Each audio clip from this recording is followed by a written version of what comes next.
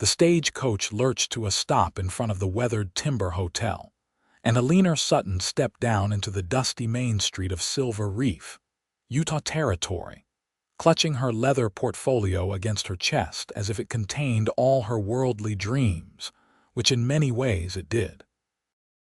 It was June of 1879, and the mining town sprawled before her in a chaotic jumble of wooden buildings and canvas tents, nothing like the orderly streets of Boston she had left behind 3 weeks prior. The air tasted different here, dry and sharp with minerals and sage, and the mountains rose in the distance like jagged promises against an impossibly blue sky. Eleanor had come west with a singular purpose: to capture the raw beauty of the frontier landscapes on canvas, to paint scenes that would make the genteel art patrons back east gasp at nature's untamed glory. At 24 years old, she had saved every penny from her work as an art teacher to fund this expedition, ignoring her mother's tears and her father's stern warnings about proper young ladies and their place in society. The hotel proprietor, a stout woman with suspicious eyes, showed Eleanor to a small room on the second floor that overlooked the main street. The furnishings were sparse but clean. A narrow bed, a washstand, a single chair, and a small table that would have to serve as her workspace when the weather proved inhospitable for outdoor painting. Eleanor set down her 2 large trunks and immediately moved to the window, her artist's eye already composing shots of the street below, the way the afternoon light cast long shadows from the wooden awnings, the interesting geometry of the building facades. "Breakfast is at 6, supper at 6 in the evening," the proprietor said flatly. "No gentlemen callers, no loud noises after 9. Payment is due every Saturday." Eleanor assured her she would be a model tenant, and the woman left with a skeptical huff. Alone at last, Eleanor allowed herself a small smile of triumph. She had done it. She was actually here in the Wild West, ready to begin her grand artistic adventure. She unpacked her painting supplies with reverent care. Brushes of various sizes, carefully wrapped in cloth, tubes of oil paint in a rainbow of colors, stretched canvases, a portable easel that folded ingeniously, palette knives, jars for turpentine and linseed oil. These were her most precious possessions, purchased over years of careful saving, and they represented freedom in its purest form. The next morning, Eleanor rose before dawn and dressed in her most practical outfit: a simple cotton blouse, a split riding skirt that had scandalized the dressmaker back in Boston, sturdy boots, and a wide-brimmed hat to shield her face from the relentless sun. She gathered her supplies into a canvas bag, hoisted her easel under one arm, and set out to find the perfect location for her first Western landscape. The town was just beginning to stir as she walked past the saloons and general stores, past the assay office where miners would bring their silver ore to be valued, past the livery stable where horses nickered softly in their stalls. She followed a dirt road that led out of town toward the red rock formations she had glimpsed from her window, her heart beating faster with each step. This was what she had traveled 2,000 miles to see: the untouched wilderness, the play of light on ancient stone, the vast empty spaces that made a person feel both infinitely small and somehow more alive. She found a spot where a cluster of juniper trees provided some shade, with a clear view of the towering sandstone cliffs that glowed amber in the early morning light.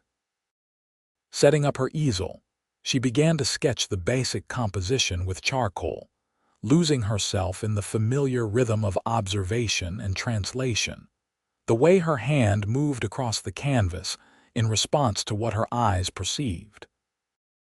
The world narrowed to this: the scrape of charcoal, the weight of light, The challenge of capturing something as ephemeral as the way the breeze moved through the sage.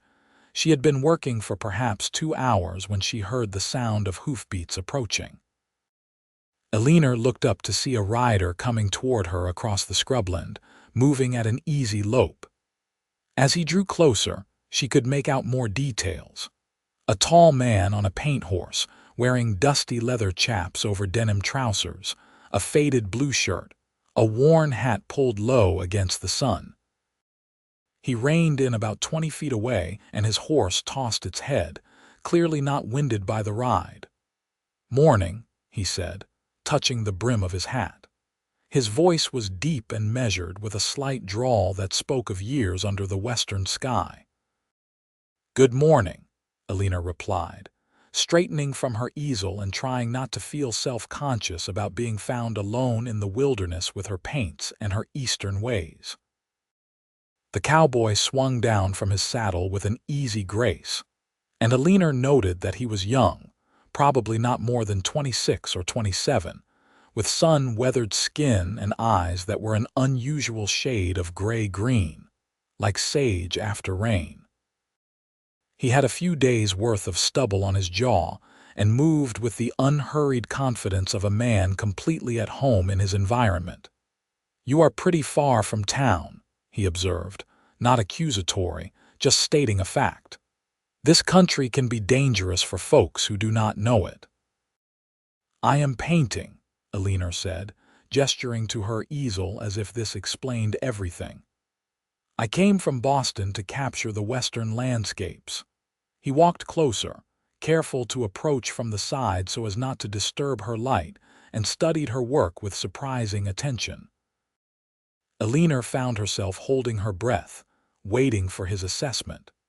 Most men of her acquaintance back east regarded her painting as a charming hobby, nothing more, but something about this stranger made her want him to understand what she saw, what she was trying to do. "You have got the colors right," he said finally. "Most paintings I have seen of the desert make it all brown and dead-looking, but you are seeing the reds and the golds, the way the stone actually looks." Eleanor felt an unexpected flush of pleasure at the compliment. "You have seen many paintings of the desert." A ghost of a smile crossed his face. "Not many, I will grant you that.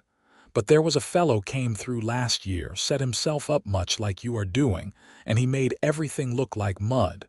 Your work is better." "Thank you," Eleanor said, and meant it.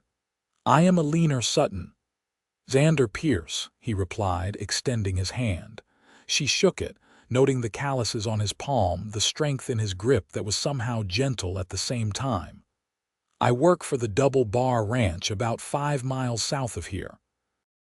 We run cattle mostly, some horses. It is a pleasure to meet you, Mr. Pierce."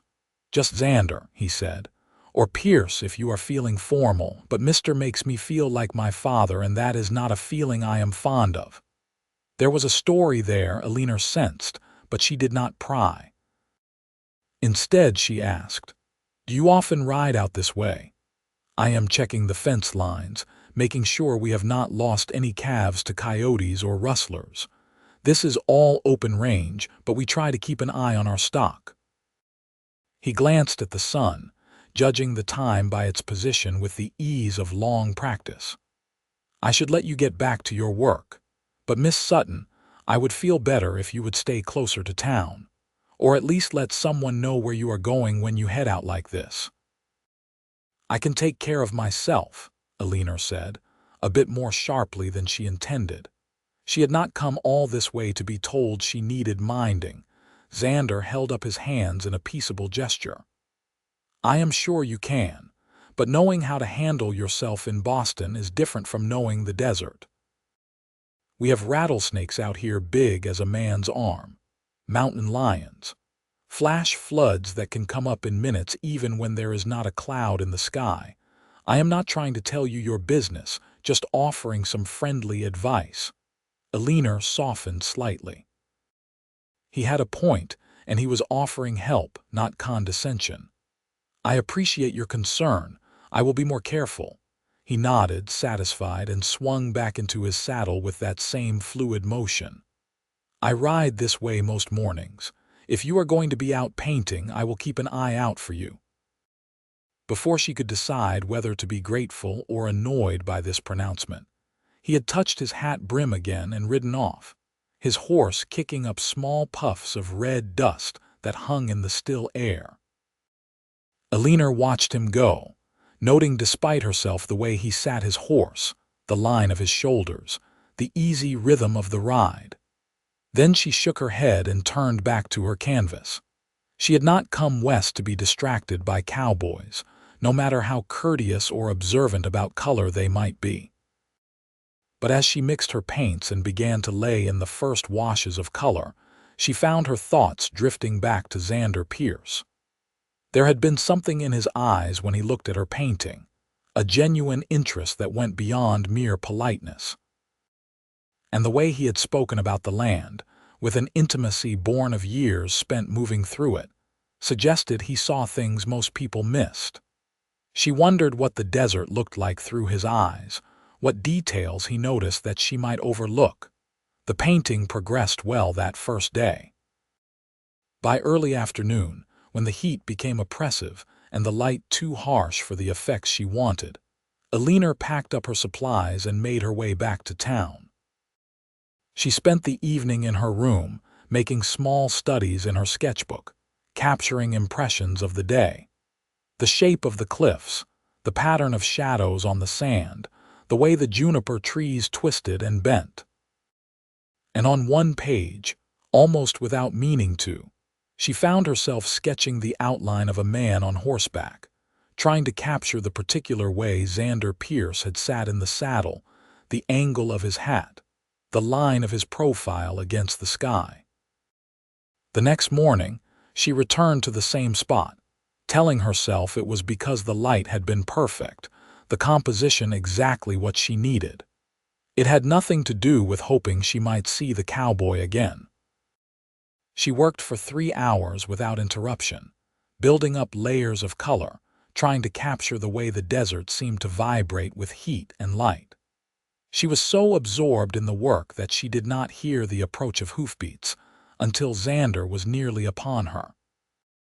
"You came back," he said, dismounting and letting his horse graze on the sparse vegetation. "I told you I was painting landscapes," Eleanor replied, wiping a smudge of red ochre from her hand. "That requires actually painting." "Fair enough." He stood at a respectful distance, watching her work. After a few minutes, he said, "Would you mind if I sat a spell? My horse could use a rest, and I would not mind taking a break myself." Eleanor gestured to a flat rock in the shade. "Please." He settled himself with a sigh of contentment, stretching out his long legs and tipping his hat over his eyes. Eleanor thought he might doze off, but after a moment he said, "Tell me about Boston. I have never been farther east than Denver." So while she painted, Eleanor talked. She told him about the narrow brick streets of Beacon Hill, the common where people walked in the evenings, the harbor with its forest of ship masts. She told him about the galleries where she had spent hours studying the works of the great masters, the art school where women were relegated to still lifes and portraiture, because landscapes were considered too robust for feminine sensibilities. She told him, though she had not planned to, about her father's disappointment when she chose painting over marriage, her mother's quiet support that came in the form of secretly saved household money pressed into Eleanor's hand. Xander listened without interrupting, and when she finished, he said, "Sounds like you are pretty brave, coming all this way on your own." "Or foolish," Eleanor said. "I am not sure which yet. Cannot it be both?" He pushed his hat back and looked at her with those sea-green eyes. "Most of the worthwhile things in life require a bit of both, I think." Over the next week, a pattern established itself. Eleanor would head out each morning to paint, and Xander would happen by, always with some plausible excuse about checking fences or looking for strays. They would talk while she worked, conversations that ranged from the mundane to the profound. He told her about growing up on a struggling homestead in Kansas, about his father's drinking and his mother's quiet desperation. He told her about running away at 16, about working ranches from Texas to Montana, learning the cowboy trade through hard experience and harder winters. He told her about the double bar and its owner, an aging rancher named McCready, who had given Xander a chance when most outfits would not hire a drifter with no references. "Sounds like you are pretty brave yourself," Eleanor said one morning, echoing his words back to him. "Striking out on your own so young. Or foolish," Xander replied with a slight smile. "I am not sure which yet." It was during the second week that Eleanor's painting began to shift. The landscape was still there, still the nominal subject of her work, but she found herself increasingly fascinated by the figure of Xander when he was present, the way he became part of the scenery, as natural and necessary as the juniper trees or the red rock cliffs. One morning, working on a fresh canvas, she sketched him in without really meaning to. Just a figure on horseback in the middle distance, riding across the frame, connecting the earth to the sky. When Xander saw what she had done, he went very still.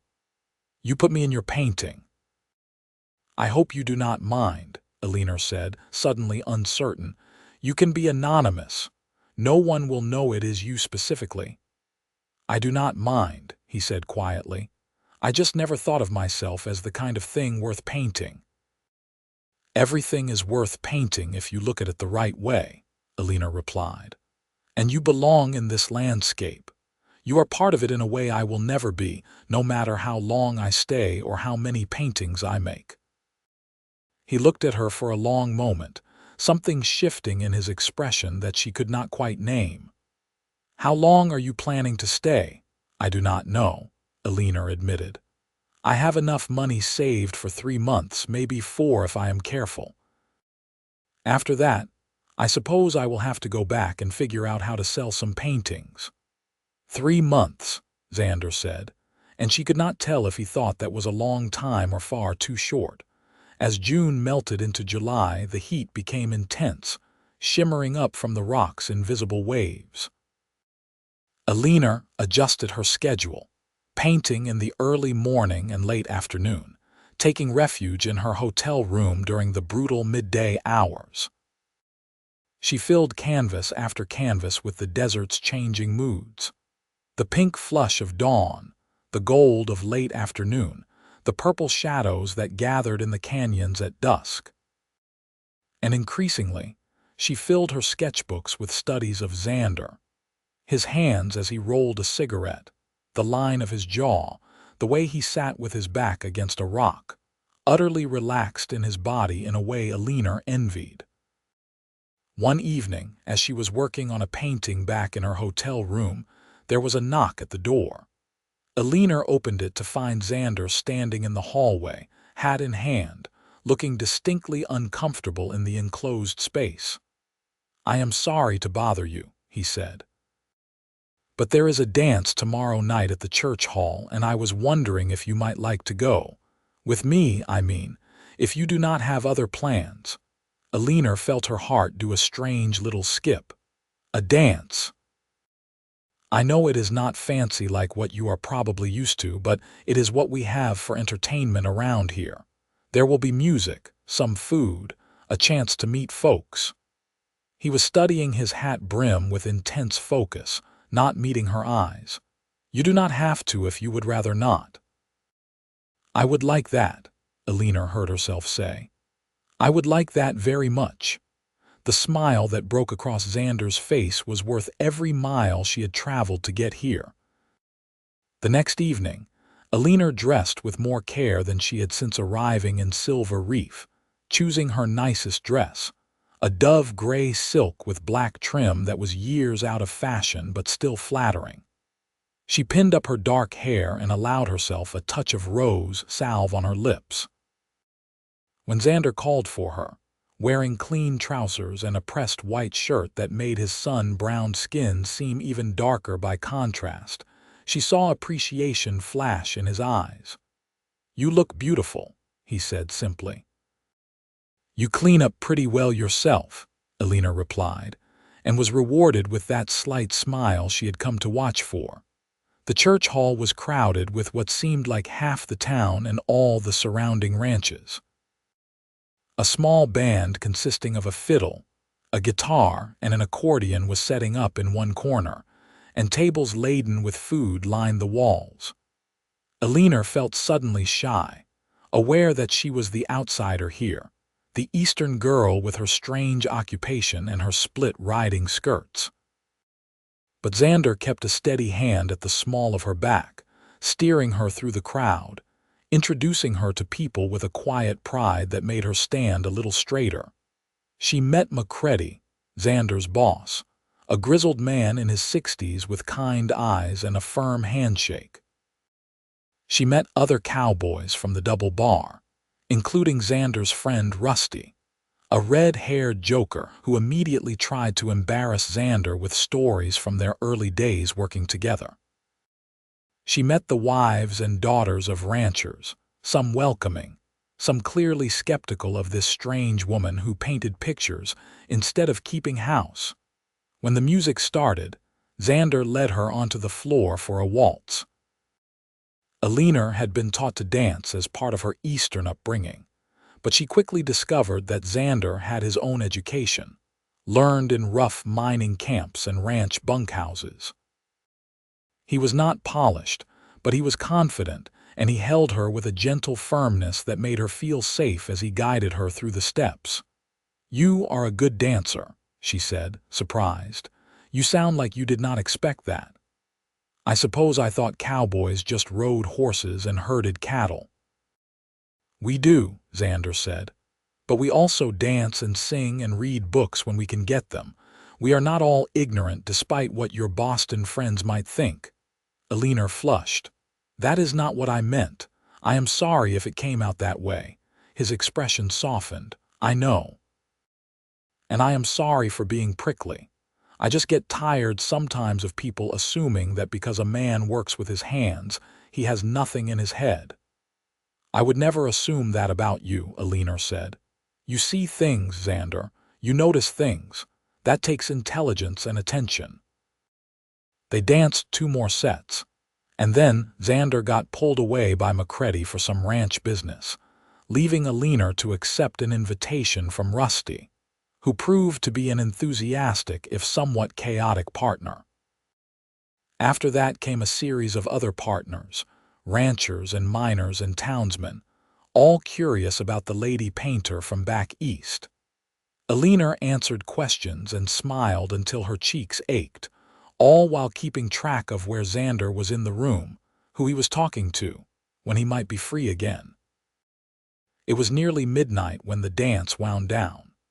Xander walked Eleanor back to her hotel through streets gone quiet except for the distant sound of piano music from the saloons. The night air was finally cool after the day's brutal heat, and overhead the stars blazed in multitudes impossible to see through Boston's coal smoke and gas lights. "Did you have a good time?" Xander asked. "I had a wonderful time," Eleanor said honestly. "Thank you for inviting me." They had reached the hotel. Xander stood with her in the shadow of the porch, making no move to leave. Finally, he said, "Eleanor, I need to tell you something, and I am just going to say it straight out because I am not good at fancy words. I have feelings for you. Real feelings, not just passing fancy. And I know you are only here for a little while, and I know I am just a cowboy without much to offer, but I could not let another day go by without being honest with you." Eleanor's heart was pounding so hard she was sure he must be able to hear it. "Xander, you do not have to say anything," he continued, the words coming faster now, as if he needed to get them all out before he lost his nerve. "I know I am probably overstepping, and if you would rather just keep things friendly, I will respect that. but I thought you should know where I stand in case you might feel the same way." "Xander," Eleanor said again, and this time she reached out and took his hand. "I do feel the same way. I have been feeling the same way for weeks now, and I did not know what to do about it because you are right. I am only here temporarily, and getting involved seemed like a terrible idea, but I cannot seem to help myself." The smile that crossed his face was like sunrise. "Really?" "Really," Eleanor confirmed, and then somehow they were kissing, his hands gentle on her face, her fingers curling into the fabric of his shirt. He tasted like coffee and something sweet, and the kiss was soft at first, questioning, and then deeper as she pressed closer. When they finally broke apart, both breathing hard, Xander rested his forehead against hers. "I have been wanting to do that for so long," he murmured. "So have I," Eleanor whispered back. They stood there in the darkness, holding each other, until the hotel proprietor rapped sharply on the window, making them both jump. Eleanor stifled a laugh as Xander stepped back, looking properly chastened. "I should let you get inside," he said. "But Eleanor, can I see you tomorrow? Not just when I happen to ride by, but properly as my girl." "Yes," Eleanor said, loving the way the word felt in her mouth. "Yes, I would like that very much." She went to bed that night with her head spinning and her heart full. And if she painted in her dreams, it was not landscapes, but the image of a certain cowboy with sage-green eyes and gentle hands. The next weeks were the happiest Eleanor had ever known. She continued her painting, but now Xander was always part of it, sometimes as a figure in the landscape, sometimes sitting beside her as she worked, talking or simply being present. They took picnics out to remote canyons where ancient peoples had left paintings on the rock walls. He taught her to ride horseback properly, not the sedate side saddle she had learned back east, but astride, feeling the power of the animal beneath her. She taught him about color theory and composition, about the way light changed everything it touched. On Sundays, when Xander did not have to work, they would spend entire days together, exploring the country around Silver Reef. He showed her hidden springs where water trickled from the rock and trees grew thick and green. He pointed out the tracks of animals, deer, coyote, the rare mountain lion. He taught her which plants were edible and which were poisonous, how to read the weather in the clouds, how to find north by the stars. And Eleanor showed him how to really see the land he had taken for granted, to notice the subtle gradations of color, the way the landscape was never the same twice, how it changed with every shift of light and season. They talked about everything and nothing. Xander told her about his dream of someday owning his own small ranch, just a few head of cattle and some horses, nothing fancy but his own. Eleanor told him about her desire to have her work shown in a real gallery, to be taken seriously as an artist, not dismissed as a hobbyist because of her gender. They talked about books, both surprised to discover they had each read and loved The Last of the Mohicans. They talked about food and music and what makes a place feel like home, and they kissed, often and thoroughly whenever they could find a private moment, in the shade of a canyon wall, behind the livery stable, once, memorably, in a summer rainstorm that left them both drenched and laughing. Eleanor had never felt like this before, had never understood how physical attraction could be so consuming, how the simple touch of someone's hand could make your whole body come alive. But always, in the back of her mind, was the knowledge that her time was running out.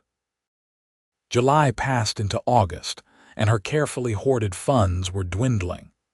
She had completed nearly 30 paintings, some small studies and some large finished pieces, but she had not sold a single one. She would need to return to Boston soon, to try to find buyers, to make more money so she could continue her work. The thought of leaving made her physically ill. She did not talk about it with Xander, and he did not bring it up either, as if by mutual unspoken agreement they had decided to simply live in the present and not think about the future. But it hung between them nevertheless, a shadow growing longer as the days grew shorter. It was Macready who finally forced the issue.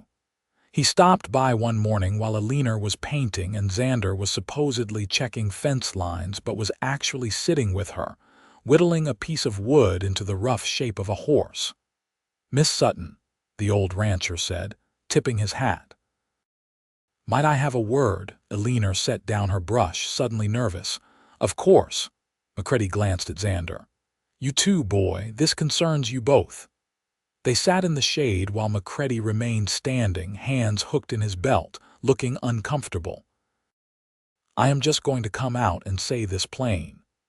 You two have been stepping out together for near about 6 weeks now, and it is clear to anyone with eyes that you are serious about each other. But Miss Sutton, word around town is you will be heading back east soon, and Xander, you have got responsibilities here. I need to know if this is going to turn into a problem." Xander's jaw tightened. "My personal life is not ranch business, sir."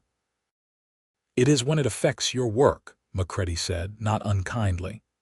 "And I have seen you these past days, distracted, always watching the horizon, not focused on the job. I am not saying this to be cruel, but I need to know where things stand." There was a long silence. Finally, Eleanor said, "I do have to go back to Boston. I am running out of money and I need to try to sell my paintings, but I have not wanted to talk about it because I do not want to leave." "And I do not want her to go," Xander said quietly. "But I cannot ask her to stay when I have nothing to offer her. I make $30 a month and found. That is no kind of life for someone like Eleanor." "Someone like me," Eleanor said, stung. "What does that mean?" "Someone educated, talented, used to better things." "You deserve more than a cowboy's wages and a rough bunkhouse life." "Do not tell me what I deserve," Eleanor said, anger flaring. "Do not make decisions for me about what kind of life I can or cannot handle." Macready held up a hand.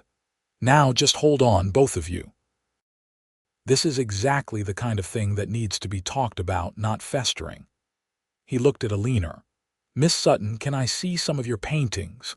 Eleanor blinked, thrown by the sudden change of subject. "I suppose so. They are back at my hotel." "Well, let us go have a look then." The three of them walked back to town in awkward silence, Xander's face set in stubborn lines, Eleanor's emotions churning. At the hotel, she brought out her canvases one by one, setting them up around the small room for Macready to examine. He studied each one carefully, taking his time, while Eleanor tried not to fidget and Xander stood by the window, not looking at anyone.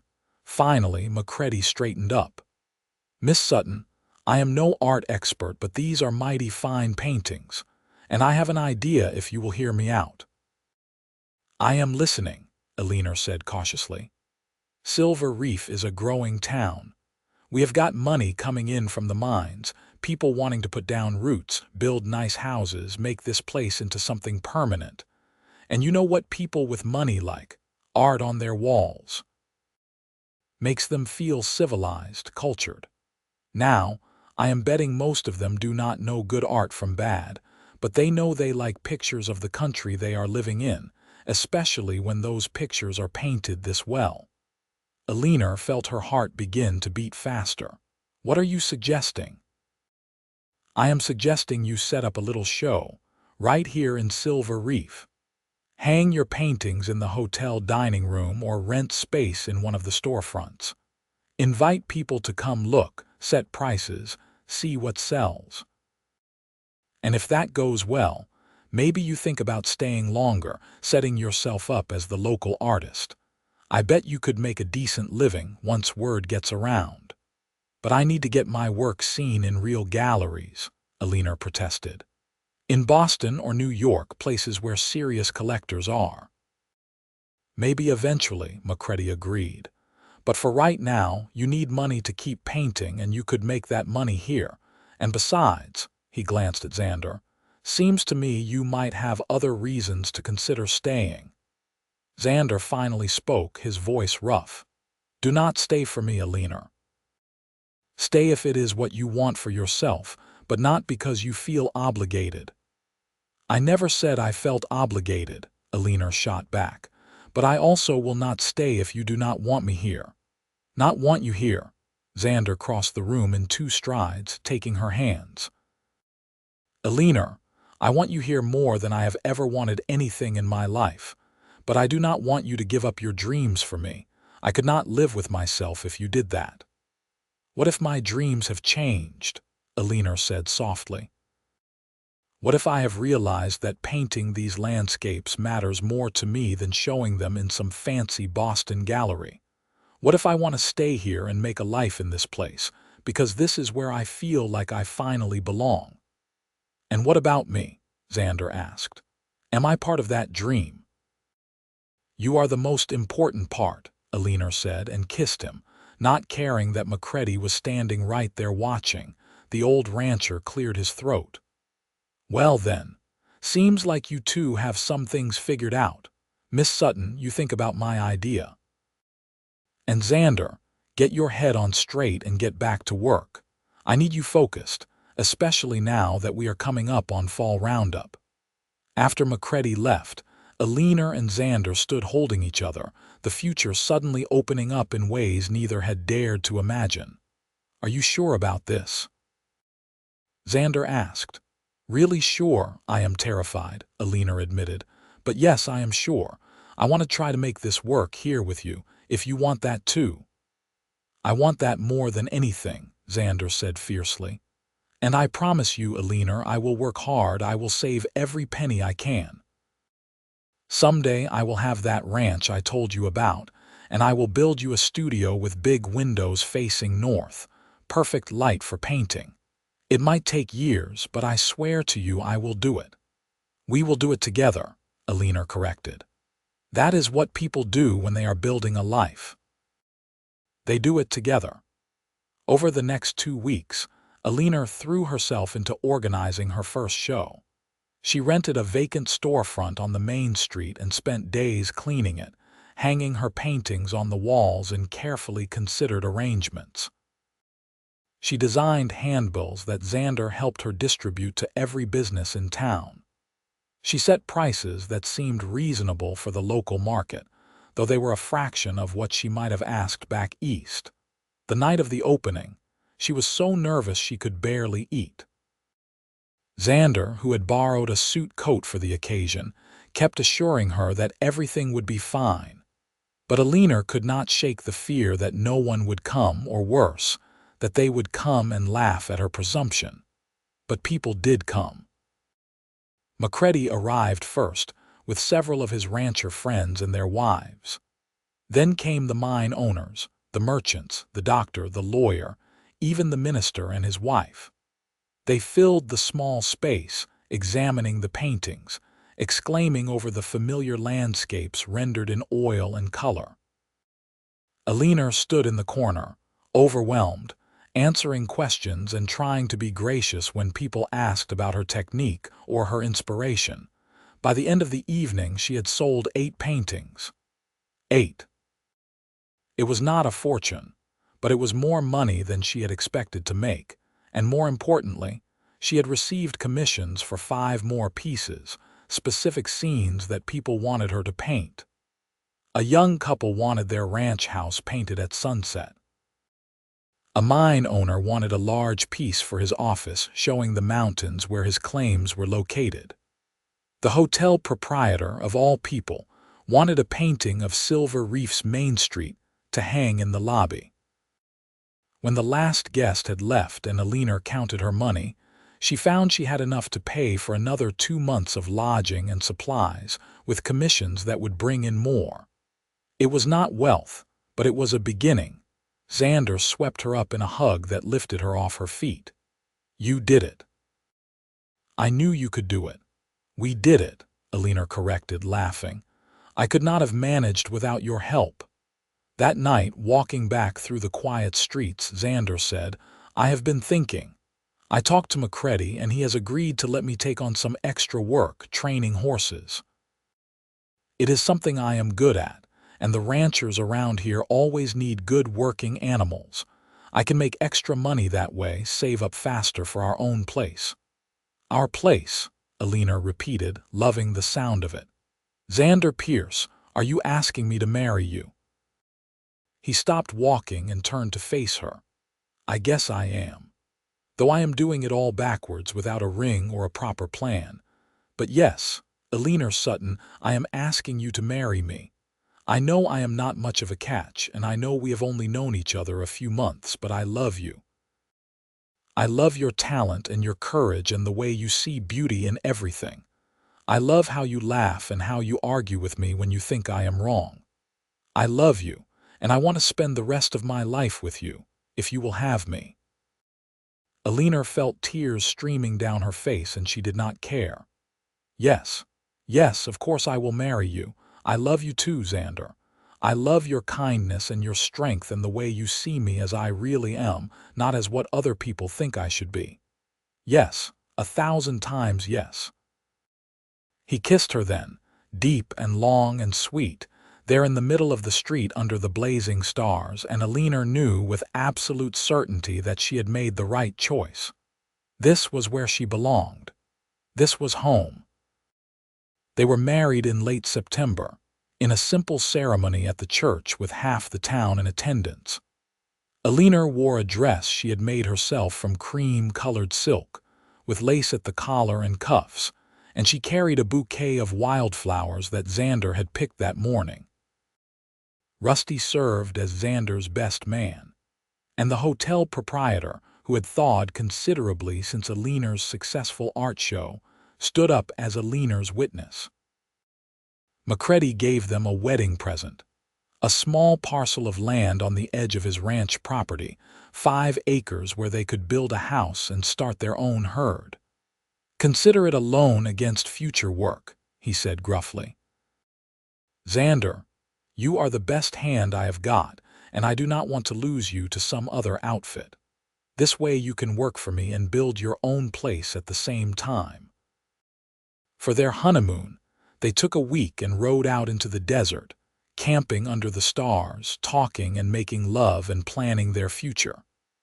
Xander had brought along a bedroll and supplies, and Eleanor had brought her sketchbook. She drew him sleeping in the early morning light, his face peaceful and young. She drew their horses grazing together. She drew the endless sky and the red earth and the life they were going to build together. When they returned to Silver Reef, they moved into a small cabin that Xander rented on the outskirts of town, saving every penny they could toward building their own place on Macready's land. Eleanor continued to paint and sell her work, finding a steady market among the town's growing population. Xander worked long days at the double bar and spent his evenings and Sundays building their house, board by board, nail by nail. It was hard work, harder than anything Eleanor had done in her comfortable Boston life. She learned to cook on a wood stove, to haul water to make do and mend. Her hands, which had only ever held paintbrushes and charcoal, became roughened with work. But she had never been happier. This life had a purpose and meaning that her old existence had lacked, and every small accomplishment felt like a victory. The house took shape slowly over that first winter. Just a simple structure at first. 2 rooms, a porch, a roof that did not leak. But it was theirs, built with their own hands and their own sweat. And when they moved in the following spring, Eleanor stood in the middle of the empty main room and cried with joy. "It is not much yet," Xander said, misunderstanding her tears. "It is everything," Eleanor replied. "It is absolutely everything." True to his word, Xander built her a studio, converting half of the second room into a space with large windows facing north. Eleanor set up her easel and her supplies, and she painted with a freedom she had never known, creating work that was bolder and more confident than anything she had done before. Her reputation grew, and people began to come from neighboring towns to commission pieces. She raised her prices and found that people paid them willingly. Xander's horse training business also flourished. He had a gift for understanding the animals, for gentling them without breaking their spirit, and ranchers valued his skills.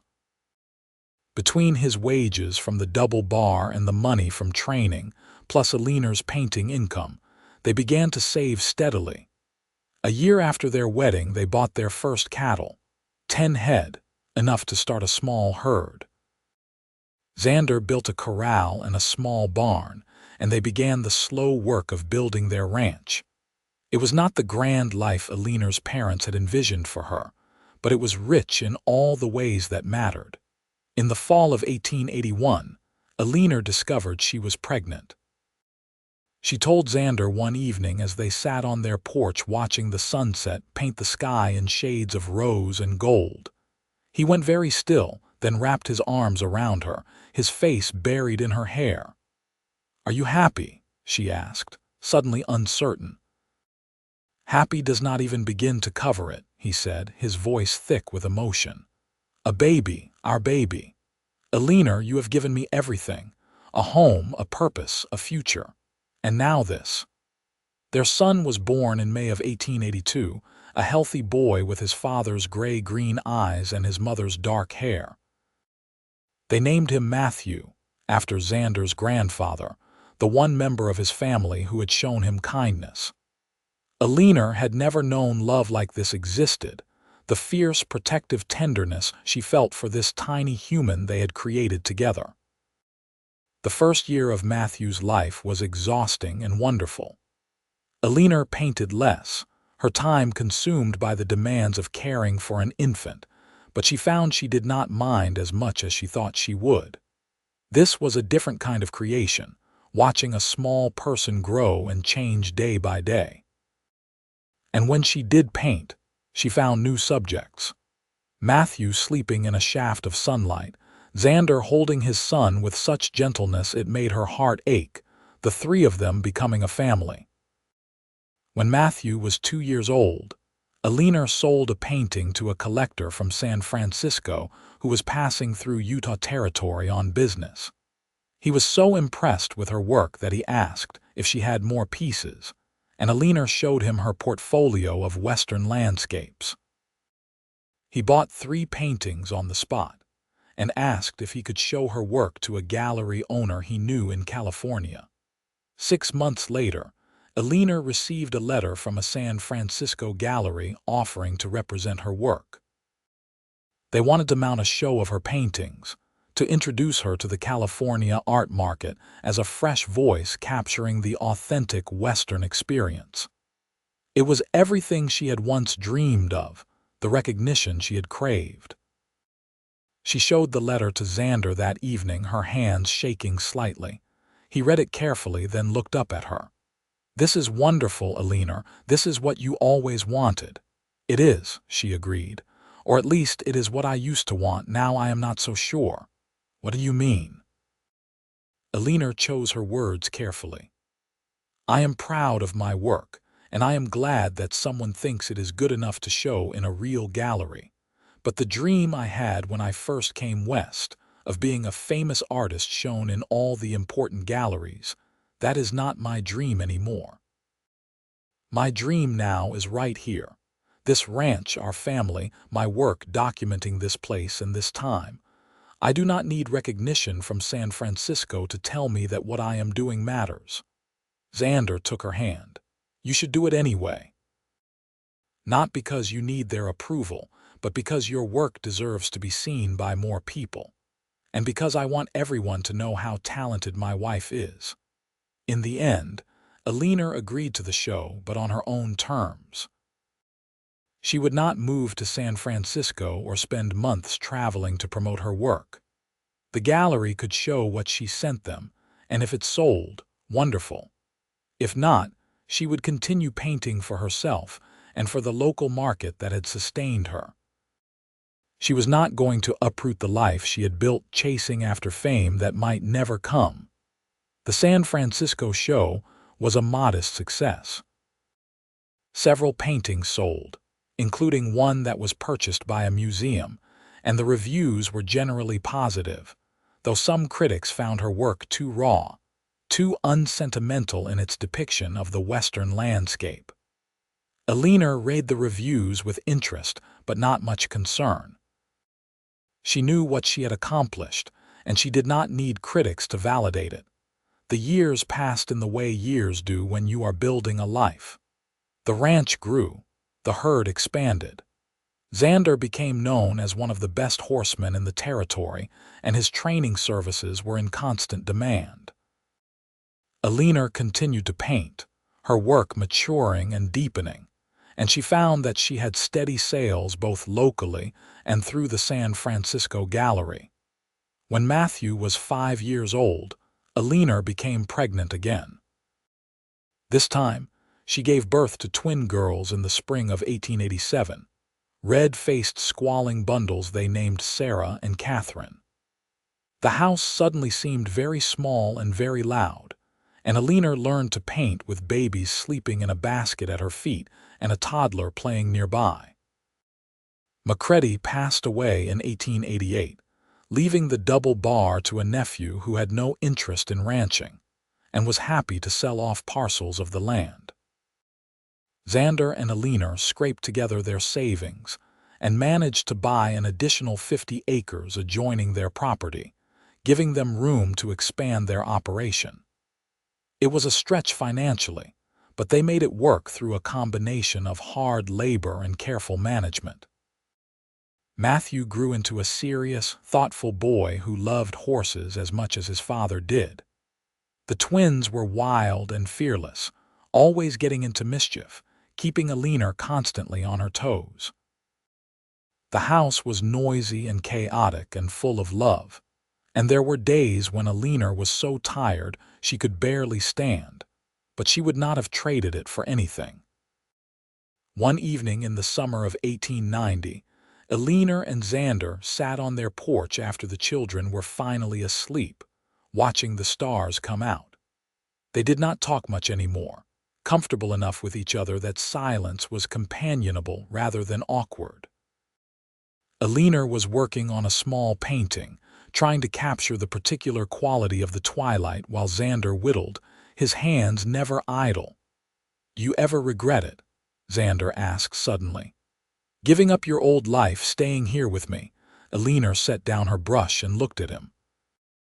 After 11 years of marriage, she could read every line of his face, every shift in his expression. "Not for one single moment. Why would you ask that? I saw you reading that letter from your mother today.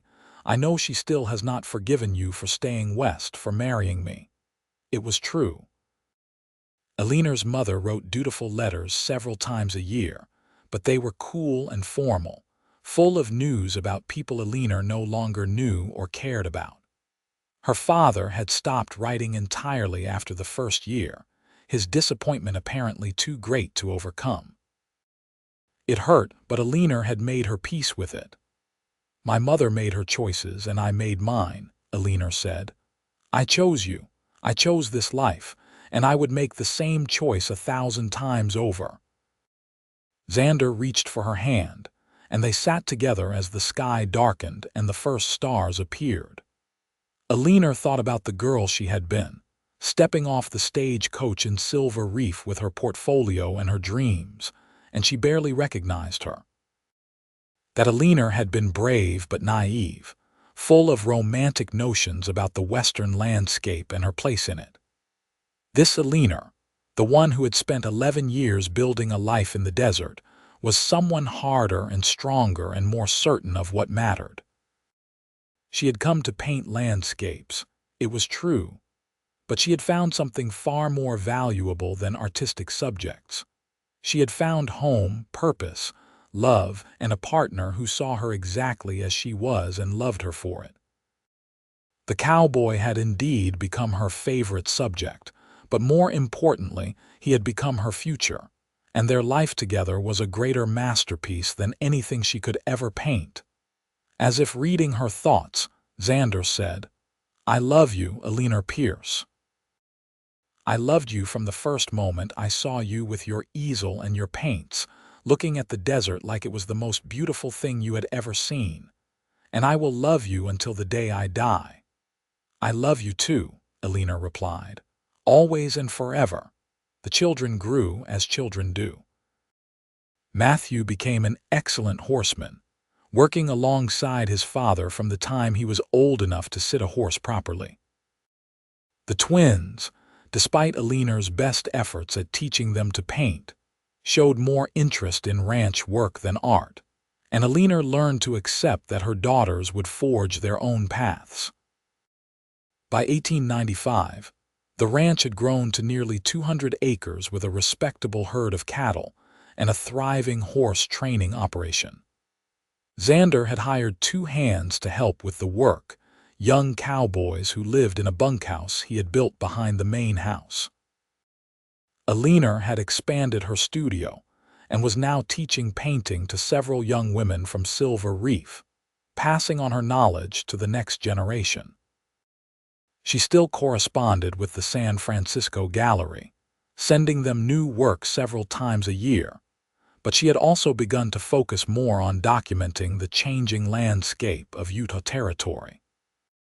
The silver boom in Silver Reef was ending, the mines playing out, and the town was already beginning to shrink as people moved on to other opportunities.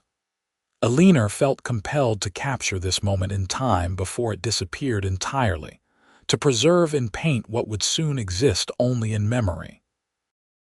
One of her paintings from this period, showing the abandoned mine buildings against the red cliffs, would eventually hang in a museum, recognized as an important historical document as well as a work of art. But Eleanor did not know that then. She just knew she needed to paint what she saw, to bear witness to the changing world around her. In the fall of 1896, Matthew announced that he wanted to go to the agriculture college that had recently been established in Logan, Utah. He was 18 years old, serious and smart, and he wanted to learn about modern ranching techniques, about breeding programs and range management. Xander was proud and a little heartbroken at the same time, not ready to let his son leave but understanding that education mattered. They sent Matthew off with their blessing and their savings, trusting that he would return to help build an even better operation. The house felt empty without him, even with the twins, now 9 years old, still filling it with noise and energy. Eleanor painted his empty room, trying to capture the quality of light through the window, the sense of absence and potential at the same time. The years continued their steady march.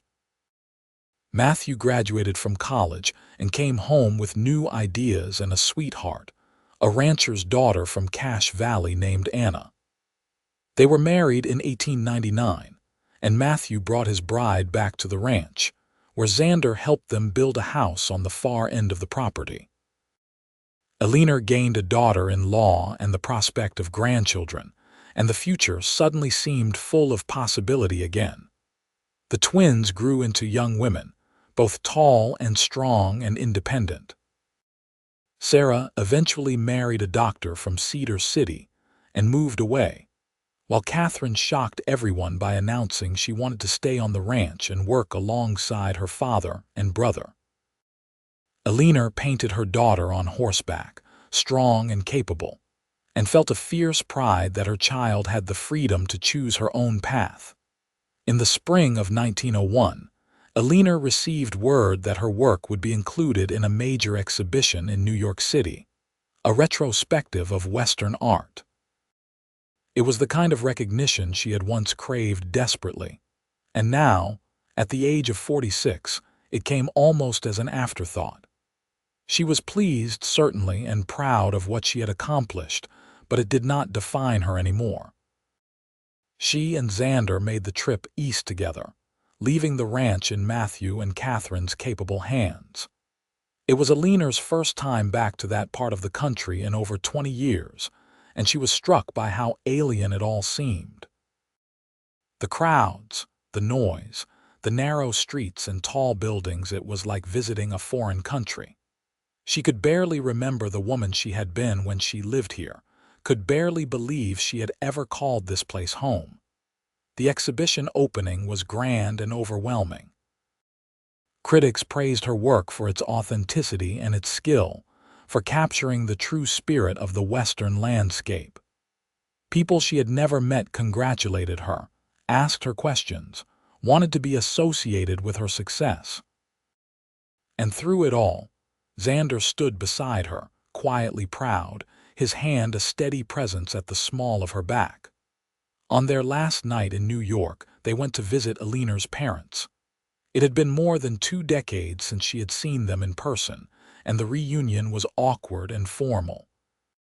Her father was grayer and smaller than she remembered, her mother more fragile. They were polite to Xander but distant, unable or unwilling to understand the life their daughter had chosen. "You could have been someone," her father said at one point, gesturing to the fine house around them, the markers of conventional success. "You had every advantage, every opportunity." "I am someone," Eleanor replied gently but firmly. "I am a wife, a mother, a painter, a rancher. I am exactly who I want to be." She left New York without regret, eager to return to the open spaces and clear air of Utah. On the train heading west, Xander asked, "Are you glad you went?" "I am glad I saw my work honored," Eleanor said. "And I am glad I got to see my parents one last time. But mostly I am glad to be going home. Home." The word had such weight and meaning now, encompassing so much more than just a place. It was Xander beside her, his gray-green eyes crinkling at the corners with the smile lines earned over years of living and laughing. It was their children and the ranch they had built together. It was the desert landscape she had painted 1,000 times and would paint 1,000 times more. It was the life they had made from nothing but hope and hard work and love. They returned to the ranch in early summer to find everything thriving. Matthew and Anna had news. They were expecting their first child in the fall. Eleanor would be a grandmother, a transition that felt both impossible and perfectly natural. She immediately began planning, thinking about how she would teach this grandchild to see the world through an artist's eyes, to appreciate the beauty in ordinary things. The baby, a boy they named James, was born in October of 1901, healthy and loud and perfect. Eleanor held her grandson and felt the completion of a circle she had not known she was drawing. She had come to Utah territory as a young woman alone, seeking only to paint landscapes. She had found a cowboy who became her favorite subject, her partner, her future. And now that future had expanded to include children and grandchildren, a legacy that went far beyond paint on canvas. She painted James sleeping in the afternoon light, trying to capture the impossible softness of new skin, the delicate curl of tiny fingers. It was perhaps not her most technically accomplished work, but it was one of her most loved. Xander had it framed and hung it in their bedroom where they could see it every day.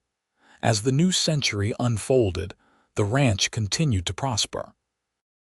Matthew proved to be an excellent manager, implementing the techniques he had learned at college, improving the herd through careful breeding, managing the grazing lands to prevent overuse. Catherine became as skilled with horses as her father, developing her own reputation as a trainer. Together, the family built something that would last, something worth passing on to the next generation. Eleanor continued to paint, though her pace slowed as arthritis began to affect her hands. She taught classes, mentored young artists, and watched with satisfaction as several of her students went on to successful careers of their own. Her work was now regularly shown in galleries across the West, and she had achieved a level of recognition that would have stunned her younger self. But more than any professional success, what mattered to Eleanor was the life she had built with Xander. They had been through everything together. The hard early years, the joy of watching their children grow, the satisfaction of building something from nothing. They had weathered droughts and harsh winters, financial setbacks and personal losses. And through it all, their love had remained constant, deepening and maturing like good wine. In the summer of 1910, on a day when the desert heat shimmered in waves and the sky was a blue so intense it hurt to look at, Eleanor set up her easel one more time in the spot where she had painted that very first day, 31 years earlier. She was 55 years old now, her hair streaked with gray, her hands not as steady as they once were. But her eye was as keen as ever, and her heart was full. Xander, now 57 and still lean and strong despite the years of hard work, sat nearby on the same flat rock where he had rested all those years ago, watching her paint. They did not need to talk anymore, comfortable in the silence that comes from truly knowing another person. Eleanor painted the landscape she knew so well, the red cliffs and the juniper trees and the vast empty sky. And in the foreground, she painted a figure on horseback, a cowboy who had stopped to rest his mount, who sat easy in the saddle, who belonged to this land as surely as the rocks and the sky. It was Xander, of course, as he had been and as he still was, the man who had become her favorite subject and her future. When the painting was finished, she showed it to him, watching his face for his reaction. He studied it for a long time, that slow, careful attention he gave to things that mattered. Finally, he smiled, that slight upturn of the lips that she had learned to watch for all those years ago. "You got it right," he said simply. "You always do." They packed up her supplies and rode home together as the sun set behind them, painting the world in shades of gold and rose. The ranch spread out before them, solid and real, the work of their hands and their hearts. Their children and grandchildren would inherit it, would carry it forward into a future Eleanor could only imagine. But for now, in this moment, it was enough to ride beside the man she loved, to feel the desert air on her face, to know that she had found exactly where she belonged. She had come to paint landscapes, and she had succeeded beyond her wildest dreams. But the greatest masterpiece of her life was not hanging in any gallery. It was this: the home she had built, the family she had raised, the partnership she had forged with a cowboy who had seen her truly from the very first day. Eleanor and Xander lived many more years together, watching their family grow and prosper. Sarah gave them 3 more grandchildren from Cedar City, and Matthew and Anna had 2 more children, daughters who looked just like their grandmother.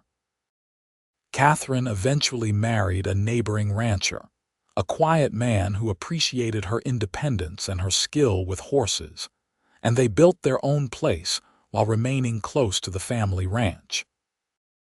Eleanor continued to paint until her hands simply would not cooperate anymore, arthritis finally claiming what age had not. But even when she could no longer hold a brush, she taught, she critiqued, she encouraged. Her legacy was not just in the hundreds of paintings she had created, but in the artists she had influenced, the students she had taught, the way she had documented a time and place that was rapidly changing. Xander remained active on the ranch well into his 70s, still able to ride and work despite the aches and pains of a lifetime of hard physical labor. He was a fixture in the community, respected for his knowledge and his integrity, sought out for advice on everything from horse training to drought management. They celebrated their 50th wedding anniversary in 1929, surrounded by children and grandchildren and great-grandchildren, a gathering so large they had to hold it outside under a canopy of cottonwood trees. Someone made a speech about how Xander and Eleanor represented the best of the pioneering spirit, how they had built something lasting through hard work and dedication. But as Eleanor looked around at the faces of her family, at the land they had cultivated, at the man whose hand she still held after 5 decades, she knew the truth was simpler and more profound. They had simply loved each other. Through good times and hard times, through success and setback, through the ordinary days that made up a life. They had chosen each other again and again, every single day, and that choice had created everything else. Eleanor passed away peacefully in her sleep in the winter of 1932, at the age of 77. She had lived to see Utah become a state, to see automobiles replace horses on many roads, to see the world change in ways she never could have imagined when she stepped off that stagecoach in Silver Reef so many years before. But through all those changes, some things had remained constant. Her love for Xander, her passion for art, her connection to the desert landscape that had become her home. Xander followed her 18 months later, his heart simply giving out one morning as he stood watching the sunrise paint the cliffs in shades of rose and gold. He was 81 years old and had lived a full and rich life, but the truth was he had been ready to go from the moment Eleanor left. They had been partners for so long that existing without her felt incomplete, like a painting missing its central subject. They were buried side by side on a hill overlooking the ranch, under a headstone that Matthew had commissioned from a stone carver in Salt Lake City. It was simple and dignified, just their names and dates and one line. Together they built a life. And beneath that, at Catherine's insistence, they added, she came to paint landscapes. He became her favorite subject and her future. The ranch continued for several more generations, passed down through Matthew's line, growing and changing with the times but maintaining its essential character. Eleanor's paintings increased in value over the years, as scholars and collectors came to appreciate her documentation of a vanishing way of life, her skill in capturing both the beauty and the harshness of the desert landscape. Several of her works eventually found their way into major museum collections, recognized as important historical documents as well as accomplished works of art. But perhaps her most important legacy was not in the paintings that hung in museums or private collections. It was in the family she and Xander had created, in the values they had instilled through their example. The importance of hard work, the value of partnership, the courage to follow your dreams even when they take you far from everything you have known. It was in the way they had loved each other, completely and without reservation, building a life together that honored both of their individual gifts while creating something greater than either could have achieved alone. The house they built still stood decades later, weathered but solid, a testament to the durability of things made with care and attention. The studio with its north-facing windows became a kind of shrine, preserved by the family as Eleanor had left it, with easels and brushes and half-finished canvases that spoke of a life fully lived in service to art. Visitors would sometimes come, art historians and students, wanting to see where Eleanor Sutton Pierce had worked, wanting to understand the context that had shaped her vision. And if you went there on the right kind of evening, when the light was just beginning to fade and the desert air took on that particular quality of stillness, you could almost see them. A woman with paint-stained hands and an artist's eye, a man on horseback who had stopped to watch her work. You could almost hear their voices, the easy conversation of people who had known each other so well that words were often unnecessary. You could almost feel the love that had sustained them through 50 years of marriage, that had built not just a ranch but a life, not just a family but a legacy. Eleanor had arrived in Silver Reef to paint landscapes, searching for something she could not quite name. What she found was so much more than scenic vistas to capture on canvas. She found a partner who saw her truly, who valued her talent and her independence, who built his dreams around hers while pursuing his own. She found a place that called to something deep in her soul, that felt like home in a way Boston never had. She found purpose and meaning, and a love that transcended the ordinary to become something extraordinary. The cowboy had indeed become her favorite subject. His image appeared in dozens of her paintings, sometimes central, sometimes just a figure in the distance, but always present, always essential to the composition. And he had become her future, the man with whom she built a life that was richer and fuller than anything she had imagined when she stepped off that stagecoach with her portfolio and her dreams. Their story became part of the local legend, told and retold, embellished and simplified, until it took on the quality of myth. But the truth needed no embellishment. It was there in the paintings Eleanor left behind, in the ranch that still bore their mark, in the descendants who carried their DNA and their values into new generations.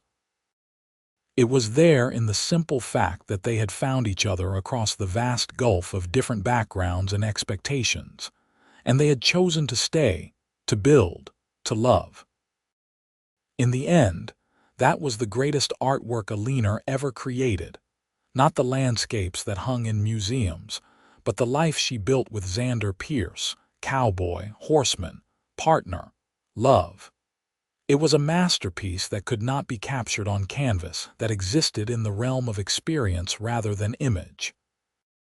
But it was real and lasting and true, and it spoke to something fundamental about what it means to be human, to find the person who sees you and chooses you, and stands with you through everything the world can throw at you. She had arrived to paint landscapes.